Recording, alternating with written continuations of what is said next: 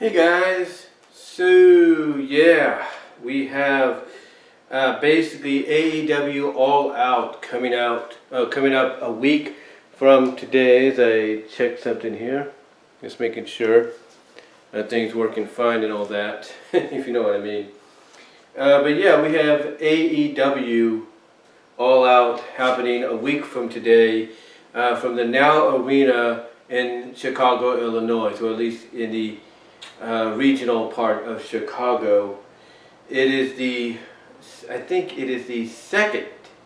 Is it the second? Yeah, it's the second All Out. No, actually, it's the third All Out. That's right. It's the third All Out that we had, because we had one in 2019, and of course we had one last year, but not the way we would hope because of the pandemic and everything. And now we have this one.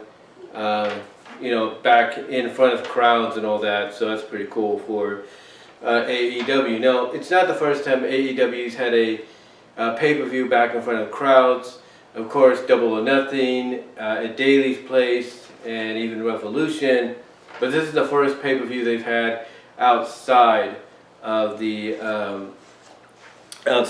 Daily's Place and everything. In which, oh, by the way, just in case you guys don't know, WWE is heading to Jacksonville for Raw, well, not Raw, but for SmackDown next week. So it's going to be really interesting, the reaction they're going to get by the crowd in Jacksonville.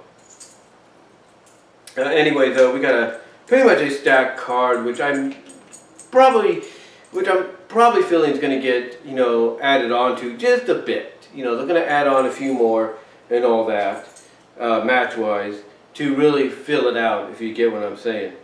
So the first match basically that we got on the buy-in show, the pre-show, if you will, is the AEW Women's Casino Battle Royal.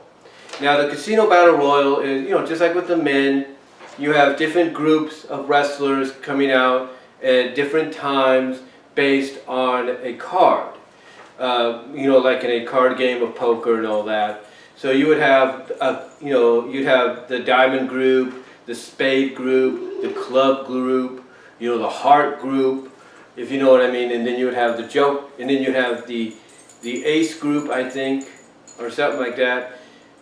Or however they're going to do it. I mean, you got the Spade. No, you got the Spades, you got the Clubs, you got the Hearts, and you got the Diamonds. Those are the four groups, and then you got a wild card, which is a Joker. Now, we don't know who that Joker is going to be, but it might be someone new that we're not expecting. Now, they do have a number of ladies already signed up for this. Most of them are established AEW talent that do get to work elsewhere. But I've got a feeling they're going to get a lot more. Like, one of the talents I think that's going to get in there will be Jade Cargill. I think Jade's going to get in there. I think Kiera Hogan's going to get in there. So I think some of the talent you saw last night at NWA Empower, some of those ladies might be brought in. Like, I can see Hikaru Shida being part of that. I can see Riho being part of that. So I could definitely see a lot of AEW talent being on there, and I can also see some talent that you saw last night at Empower being part of that as well. And I think the Joker, like I said, is going to be someone we're not expecting. My bet is it's either going to be Mickie James, or it's going to be someone that we don't expect that's going to be a real surprise. So we'll see what they do. But expect the rest of the field to be filled out by essentially a lot of the women that are on the AEW roster as we speak, along with some talent that we saw last night from Empower, including maybe some talent from Impact. That might be interesting, if you will. I mean, we do know that one of the women will be involved in this Battle Royal is going to be Allie the Bunny. Can you imagine what happens if Allie is in there? She comes in, let's say, as part of the Spade group, and then out comes the Club group, and then in that Club group is Rosemary. Can you imagine the reaction of all of a sudden Allie just sees Allie's not paying attention, and all of a sudden she just backs up, turns around, and then sees Rosemary, it's like that right there. I guarantee you that would get a pop, just based on the history. And I could see Ali, if they want to play onto that, going like, "I thought I got away from you," you know. So I could see them doing that if they let Rosemary be part of this. And Rosemary, if you watch this, you should be part of that battle royal. You need to be part of that battle royal, in my opinion. And the interaction between Rosemary and Abaddon, woo, that would be something. But yeah, they got that going on. I've got a feeling we're going to get, unless it's already signed here, I'm trying to look. It doesn't look like it's signed yet, if you will, but I expect it will be. Brian Cage and Ricky Starks, I think, is going to be a matchup we're going to get for the FTW Championship at All Out. I think we're going to get that. So expect that to be added on this Wednesday or this Friday. Or even, you know, tomorrow night or even Tuesday on Dark Elevation or Dark. Expect any one of those four before All Out to make the announcement of Starks and Cage for the FTW title. Now, on to the rest of the card, if you will. On to the rest of the card that's officially announced. We got about 1, 2, 3, 4, 5, 6, 7, 8, 9. So that's why I'm thinking we're going to get one more match on the main card to round it out to 10, where the buy-in show will be the Casino Battle Royal. And then speaking of that potential match between Starks and Cage, it's kind of a toss-up if that match does happen. Like I said, it's a toss-up, but I could definitely see Cage winning the match, and then I could see Cage maybe doing to the FTW title what many people have done to championships that need to be retired or don't really have any meaning or not anything official, anything like that. I could see him taking it and destroying it, either by dumping it into a river, you know, taking it and getting it shredded, like taking it to a wood chipper or something like what Raven did to Moppy back in 2001, which was Saturn's love, if you will, whatever you want to call it. But yeah, I could see Cage winning this matchup almost in a squash-like fashion, if you will. But if he doesn't, and I see and there's interference, I could see, you know, Starks winning it if, you know, Cage, you know, gets distracted and all that. I could see Starks winning. But I'm definitely going to go with Cage winning the match and then destroying the FTW title after it's all said and done. Alright, moving on. Let's get to the main card. The first match, and this is one I think is going to officially open it up, Paul Wight versus QT Marshall. Now this is Paul Wight, formerly the Big Show's AEW in-ring debut. This to me, you would think is going to be a squash, and it should be. I mean, if you want to establish, you know, Paul Wight as a dominant force anytime he has to get in the ring, this has to be a squash. And if you're going to finally put this whole QT Marshall factory, you know, nonsense, you know, away, kind of put it on the shelf for a time, QT Marshall getting chokeslammed and squashed by Paul Wight should be one way of doing it. So that way, maybe from a story perspective, you can have QT realize that, oh, maybe my role is just meant to be a sidekick, if you will, in the Nightmare family. So that's what I'm estimating. I think that's what they need to do. They need to go with QT Marshall losing in a squash to Paul Wight. If he goes over, I guarantee you this, it's not going to go over with the fans. It's not going to go over with the fans in the Now Arena. It's not going to go over with the fans watching on pay-per-view. So if I'm AEW, I go with Paul Wight going over QT Marshall. Then the other match we have here, which I think is not going to be the second match, so we're going to save that for later. The second match on the card that I think is going to, you know, really, you know, get people's attention, I think is going to be Pac and Andrade El Idolo, formerly Andrade Cien. This one, Pac and Andrade, will be the second match. I know some people might say it should be the first match. I think it's going to be the second one. And this is going to be one of the matches that I think is going to steal the show. These guys are going to be able to go out and, you know, do things that we've never seen before or never seen them do in quite some time because of the limitations thanks to WWE. So I expect these guys to go back and forth, just keep people on their feet and everything. And I expect Andrade to win the match. I really do.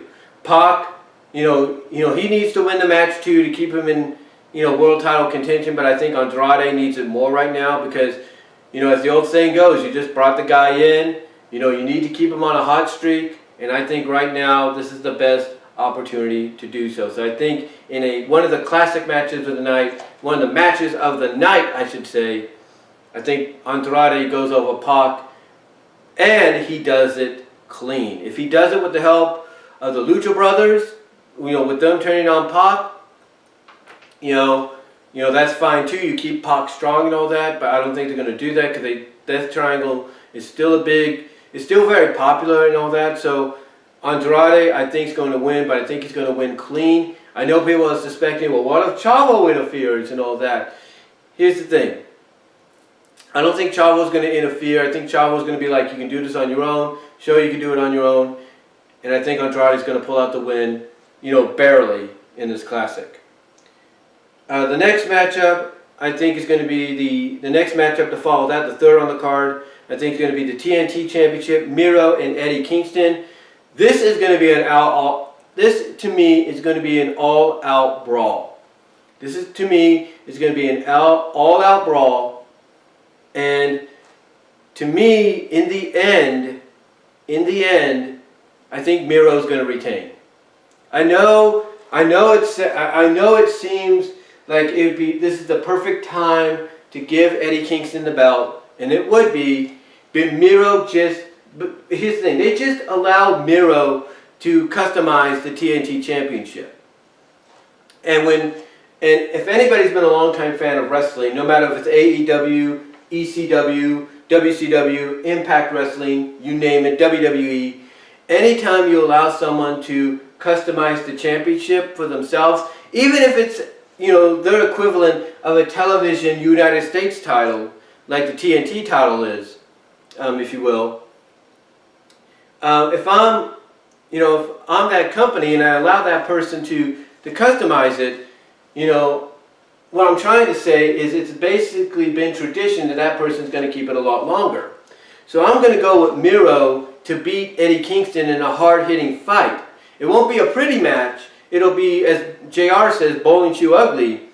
But I'm going to go with Miro going over Eddie Kingston, and to keep Eddie strong, I think Miro's going to get some help. And he's going to get some help by debuting CJ Perry, a.k.a. Lana.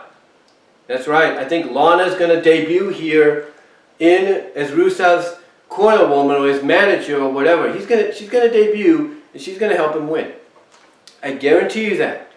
I just get this feeling. This is the moment. This is when we see CJ Perry, his wife, show up in AEW by his side. So I think Miro's going to win, not only because of, like I was trying to say, and I do apologize if I paused there, I was trying to think about what I was going to say. Again, as I mentioned in the previous videos, I should say, this is what happens when you do things unscripted and all that. You just go off the top of your mind of what you're going to say.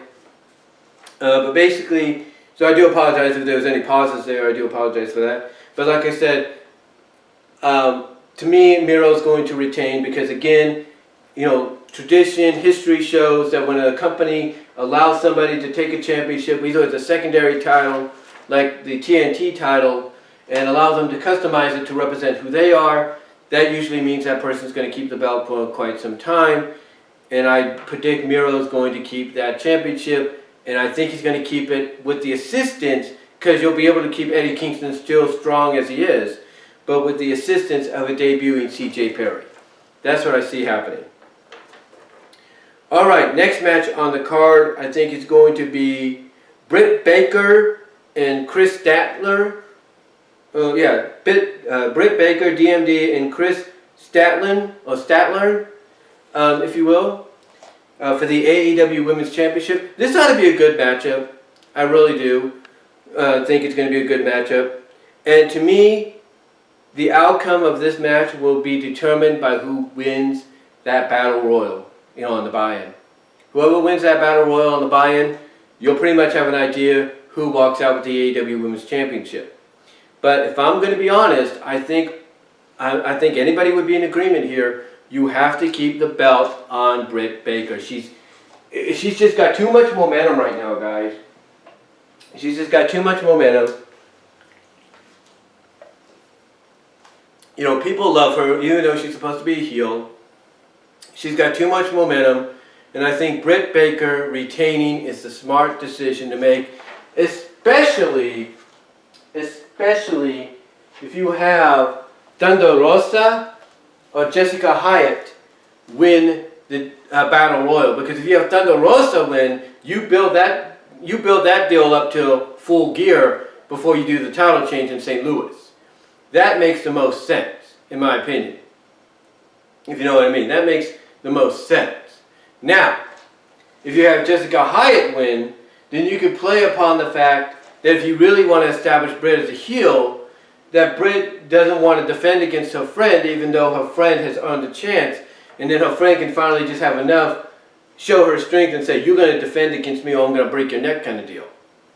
Or whatever the case may be. That would be great storytelling of Britt trying to make up excuses, and then Jessica just having enough and saying, you're going to defend against me, I'm going to talk to Tony Khan, and you're going to put that title against me, on the line against me at Full Gear, or whenever they have another special edition of Dynamite. So I can see that happening. Now, the other thing that would be interesting to me is if the Joker that shows up, basically the unknown, shows up and wins the Battle Royal, and I'm hoping it's Mickie James. Because if Mickie wins, then the story element right there is perfect. Mickie has a chance to make history. Why? Because Mickie James could be the first woman ever. If she enters this Battle Royal and wins it, she has a chance to make history by being the first woman ever to win the WWE Women's Championship, the WWE Divas Championship, the Impact Knockouts Championship, and the AEW World Women's Championship. That is 4 major championships she puts under her belt. Now I know people would say, well, what about the NWA Women's title? She could pursue that too, even while she's trying to pursue the AEW Women's title. The point is, they have an opportunity to tell a big, historic storyline there with Mickie James going for one more run, and this time for a championship she's never held. And in a dream match scenario against Britt Baker, and you can have Britt, get this, you can have Britt herself even, call out Mickie by saying it's an honor to get in the ring with her, but it's not an honor, or what you could do, what I'm trying to say is, you could have, what am I trying to say? I'm trying to think about what I'm going to say here. I got it. You can have, Britt Baker call out Mickie James, congratulate her on the win, and then what I was trying to say is you can have her say, you can have her reword it by saying, it would have been an honor to face you in the ring with my AEW title on the line had you given me the opportunity to be part of NWA Empower.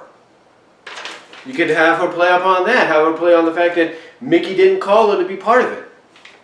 And you could work on that. And you could work on that as part of the story. And maybe you could have Mickie say, well, I did try to call you. What you're not telling people is I did try to call you, but you said you wanted to be the main event if you were going to be part of this. And I already told you what the main event was going to be. So you could do that as well if Mickie James, is part of this Battle Royal as maybe the Joker and she wins it. So you got 3 different story scenarios to go with if Britt wins and retains over Kris Statlander. And I think she will, and she should. Because like I said, fans love her, even though she's supposed to be a heel. She's one of the hottest acts you got right now. She's one of the more viewed acts AEW has right now, and I think she would attest to that. So to me, Britt Baker is the best option to go with. Her and Kris will have a great match, but Britt will win this matchup. There's no doubt about it. And in the scenario, the 3 different options to come out of that Battle Royal is either Hyatt, Jessica Hyatt, Thunder Rosa, or Mickie James. Hyatt, you can play that storyline of, she could still be associated with Britt, but, at times remind Britt that, hey, I have a title shot that I've won in the Battle Royal that I've earned by winning that. Or what I'm trying to say, she could remind Britt once in a while that, hey, I still have a title shot against you that I've earned in the Battle Royal. When are we going to do this kind of deal? You could go with that story route to where she just, keeps reminding her, and Britt, plays her off, brushes off until finally she's just had enough, and she just tells Britt, yeah, I went to Tony Khan and he says you're facing me next week on Dynamite or at Full Gear for the title. You could do it that way. You could have, and if it's Thunder Rosa you go with, you could have basically, the history played into that and how Thunder Rosa has beaten her in a hardcore, in a lights out match and everything. When it does, even though it was unofficial, it was still a win. And then you could have Thunder Rosa play upon the fact that, hey, if I could beat you in a match like that, that's not official, what makes you not think I can't do the same to you when the title's on the line? So that could work. And Mickie James, on the other hand, to me, I think would be a great story of, the legend going for one more run. And then the story you could play upon that is that Britt would acknowledge her winning the Battle Royal, but then play off the fact that she thought it would be an honor to face Mickie, but now it's not an honor because Mickie didn't call her to be part of NWA Empower. And then you could probably have Mickie play upon the fact that, yeah, she did, except, Britt wanted to be the main event when she already told her what the main event was going to be. So, there's that. There's that possibility there. But, yeah, whatever happens in that Battle Royal, I think is going to kind of give us an idea of what the outcome of this matchup will be. But whether that's true or not, whether that plays a factor or not, I'm still going with Britt Baker. I'm still going with Britt. Alright, so next matchup.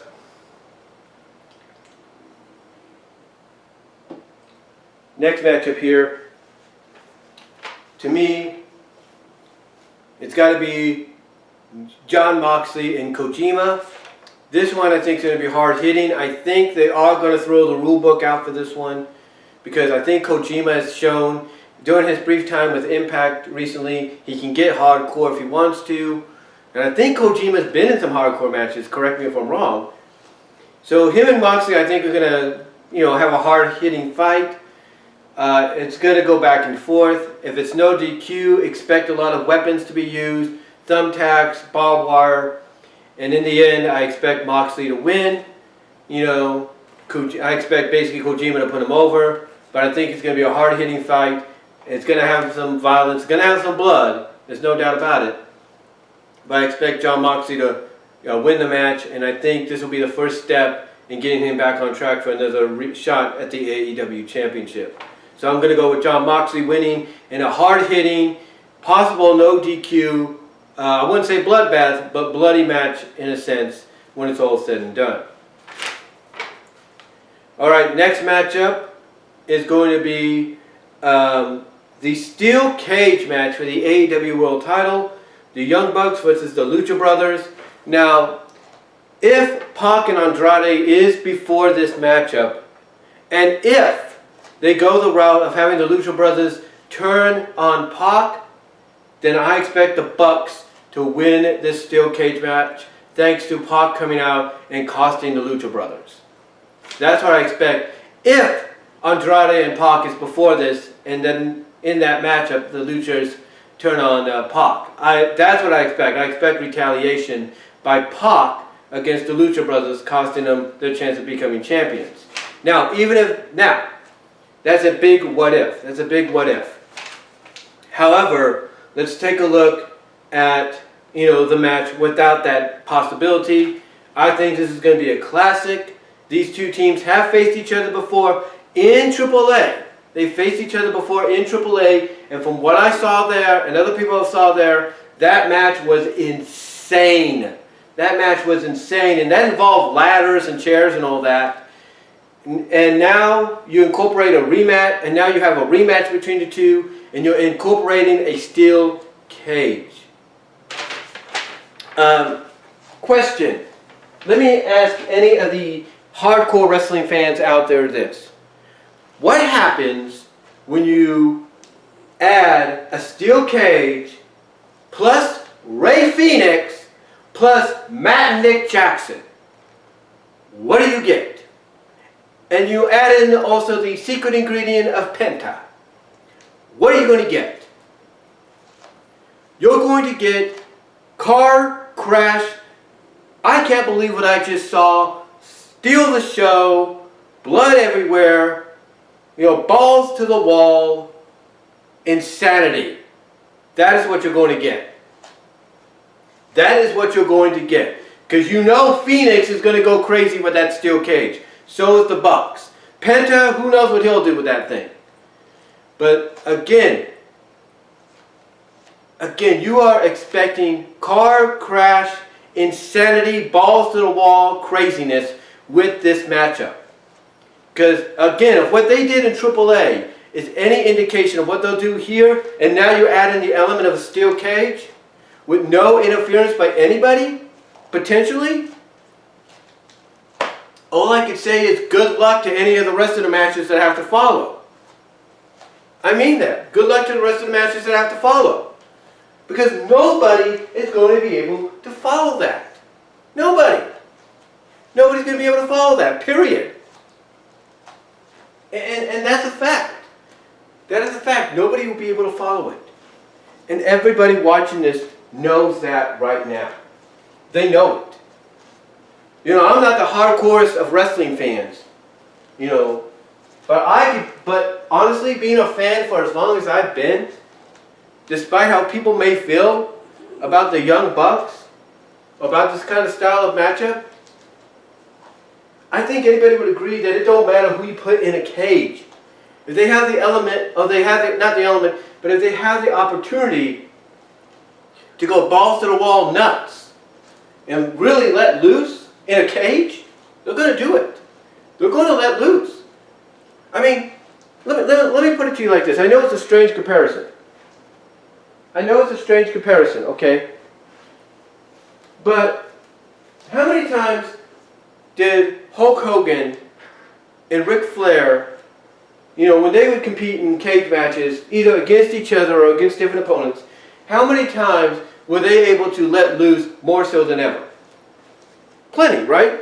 Maybe not as much as what we're going to see here or what we've seen recently, but they've been able to cut loose, right? I mean, I'll tell you this. I'll tell you something. I remember the uncensored 99 match between the two. What did Hulk Hogan do? Hulk Hogan, still is NWO Hogan, still is Hollywood Hogan. What does he do? He climbs up the cage, and instead of climbing out, which, the top made impossible to do, he takes the hindrance, which is barbed wire, brings it down, and uses it as a weapon on Flair. Hulk Hogan using barbed wire in 99. In a cage. Hogan in cage matches previously, whether it's the mesh cage, or the blue steel, or the blue bar, black bar cage, never did that. He never told somebody when he was working in a blue bar or black bar cage, hey, hand me that barbed wire, please. Thank you. And use it against someone like the late Paul Orndorff or the late Andre the Giant. Never once. Here, he did. Here, he did.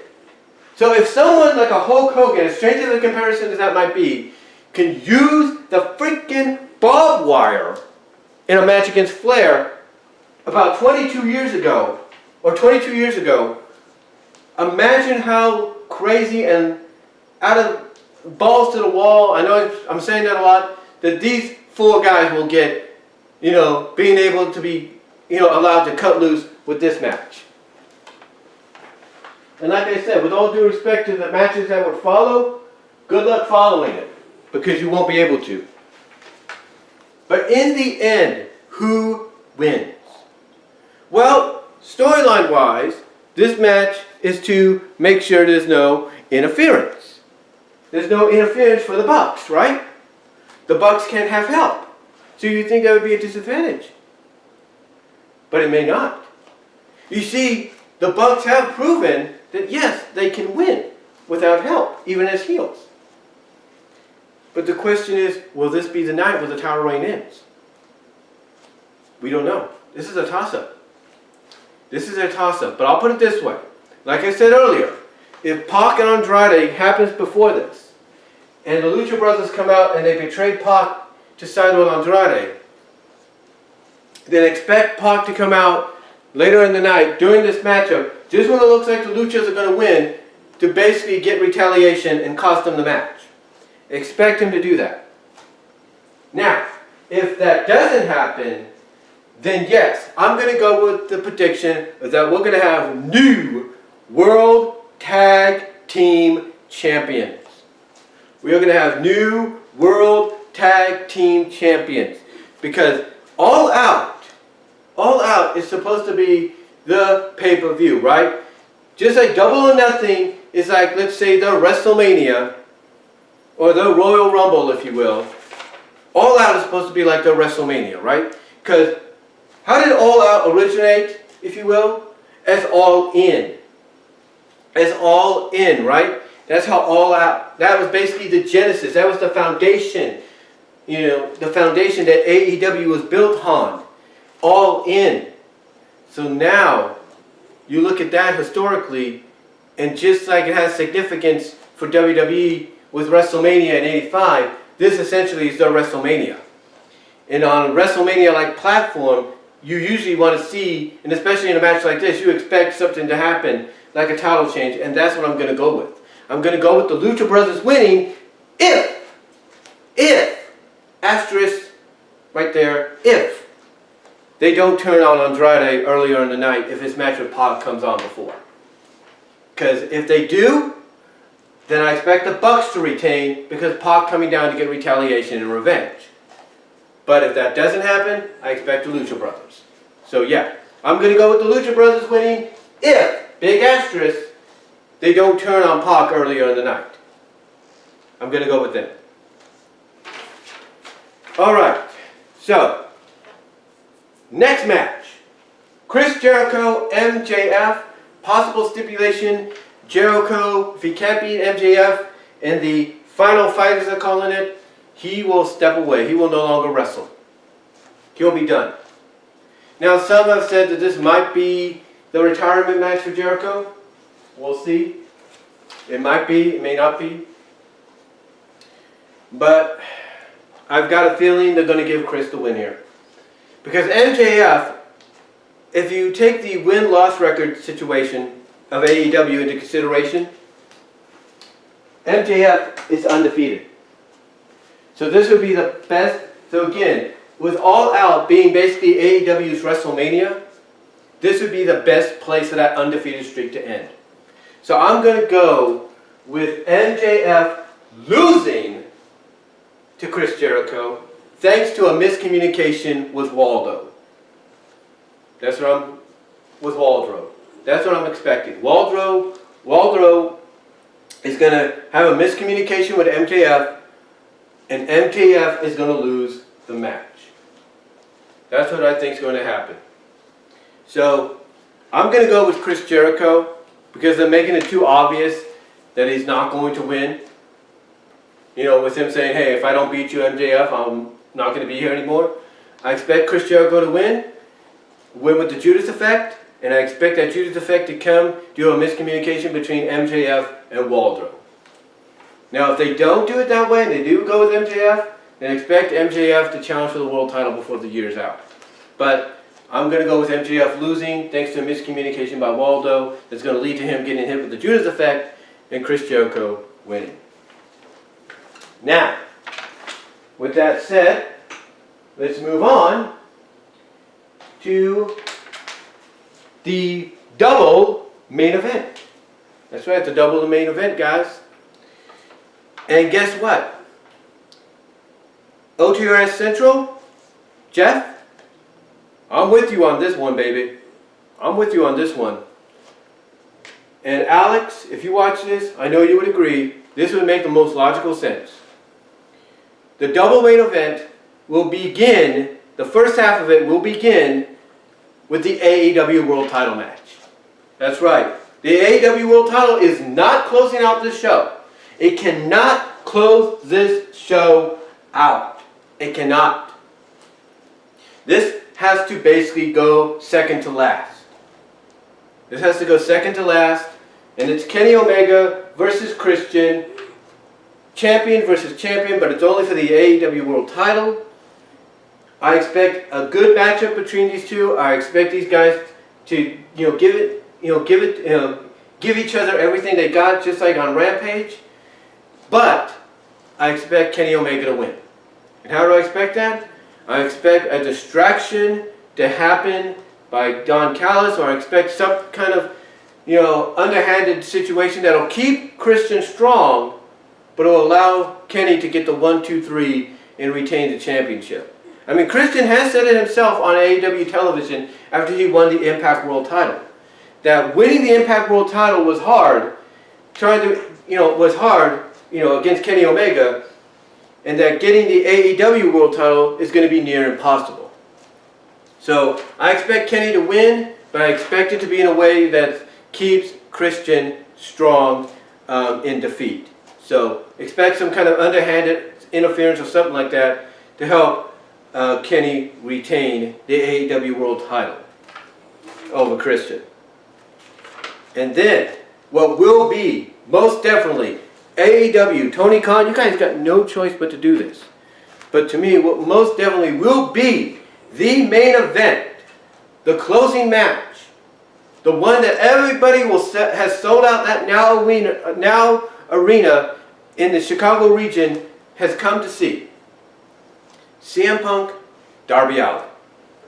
This, without a shadow of doubt here, without a shadow of doubt, this is going to close the show. This has to close the show. Because I guarantee you this, you're in the Chicago region. You're in CM Punk country. CM Punk country. Do you really want to piss the CM Punk faithful in that place off by having him second to last? Do you want to piss them off by having his match in the middle of the card? I wouldn't. So to me, it makes sense that it's the main event. You close the show out with Punk versus Allin. You close it out with Punk versus Allin, and you let these guys go for 25, 30, 35 minutes at most. And in the end, you want to send that crowd home happy, Punk has to go over. You have to have it get to a situation to where Darby's getting ready to go for the coffin drop or something.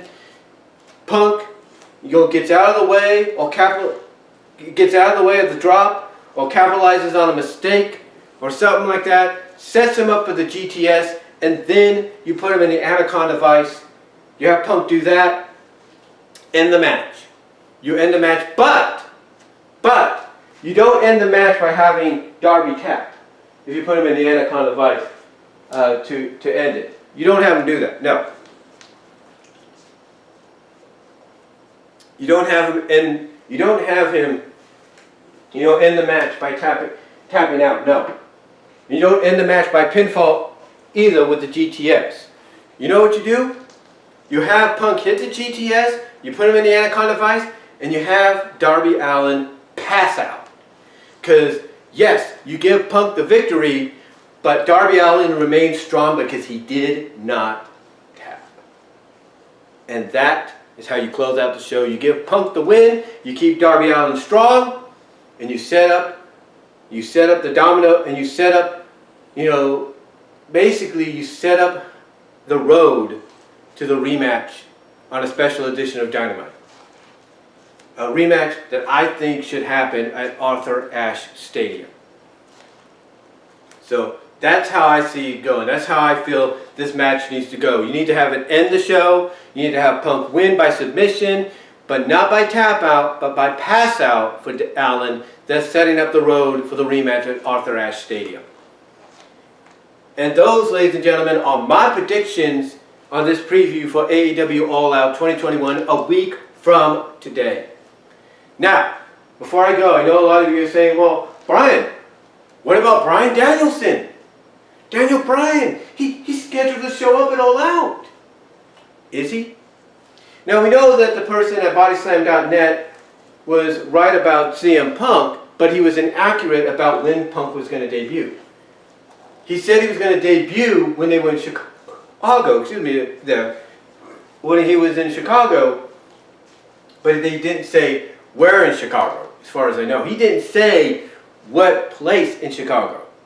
He didn't know the United Center would be the place. As far as I'm sure, he didn't know the United Center would be the place. I'm sure he was certain it was going to be either at All Out or it was going to be on the post All Out editions of Dynamite or Rampage, also at the Now Arena.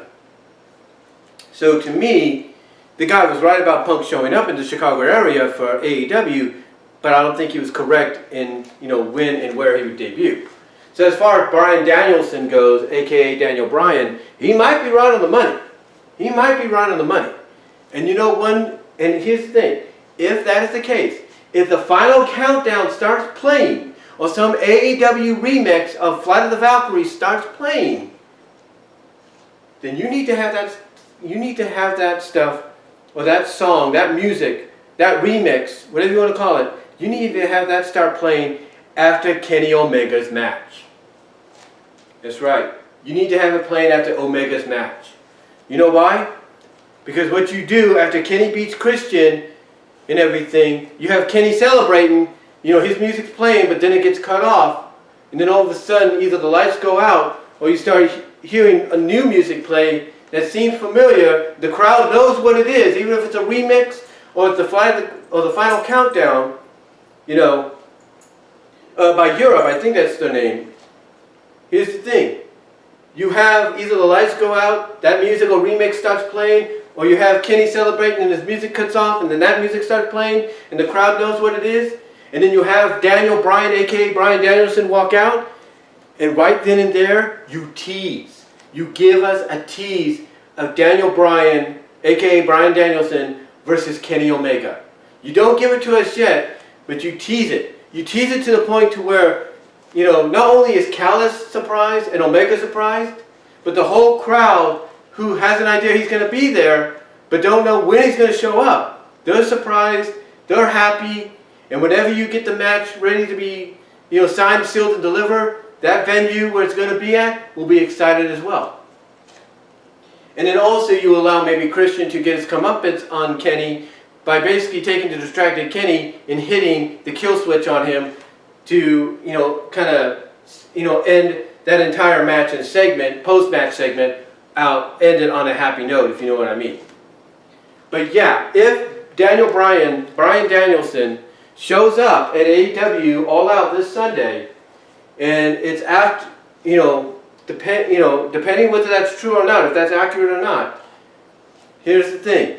You have him show up, in my opinion, the best way to do it, have him debut after Kenny's match, Kenny's celebrating, and either the lights go out and the remix of Flight of the Valkyries or the Final Countdown starts playing, and then the spotlight goes to the entranceway, and then we see him walk out, and then the lights come up, and then you show maybe Kenny's shocked face, or you see Kenny's shocked face, in the flashing of all the lights, of all the flashes of the cameras going off.